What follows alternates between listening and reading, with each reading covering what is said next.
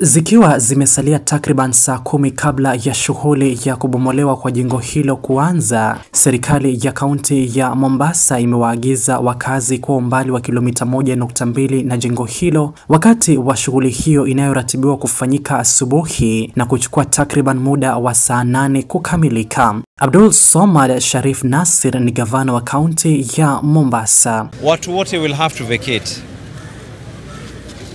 Hii haitodhuru nyumba yako, lakini ule mtikiso ambao kwamba utakaokuweko utasababisha athari ya masikio yako. Kila ukiwa karibu, wale wanaofanya kazi hii wanavaa vitu ambao kwamba vinawastiri na sio pamba ukasema kwa unaenda kujieka. Pili, lile vumbi litakalotoka, haswa mtu mwenye mtoto, mtu mzima, litaanza kudhuru mapafu yenu. Tatu, kuna uwezekano, hii ni bomu, jumba hata likianguka kuna uwezekano chuma, mawe kuweza kuruka. Ikiruka kuna uwezekano wa kuweza kukupiga wewe kwa sababu ulikuwa pahali ambapo kwamba inafika. Hatutaki kupata athari zaidi.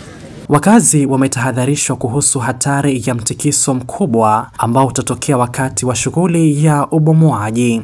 Wagonjwa katika hospitali ya mafunzo na rufaa ya Pwani Makadara pia watahamishwa kutokana na usalama wao kwa kuwa hospitali hiyo iko ndani ya eneo hilo. Msianze ukaidi. Ikiwa tunatoa watu mpaka wako ICU kutoka kwa vitanda vao, wewe ni nani ambaye kwamba una afya yako usitoke? Don't run towards the blast. Tatizo jingine ni watu wetu wataanza kukimbia pali kuna sauti ndio tunajipeleka. Please do not do that. Tumeelewana mpaka hapo Tomorrow this whole area there'll be no school, there'll be no madrasa. Swala panapo majaliwa, swala itakaoswaliwa iwe ni swala ya alasiri. Na hii ni kwa sababu ya watu wetu, usalama wao. Tumefahamikiana mpaka hapo Na sio lazima ukitoka uanze kubebana na mativi. Nyumba haitoumia.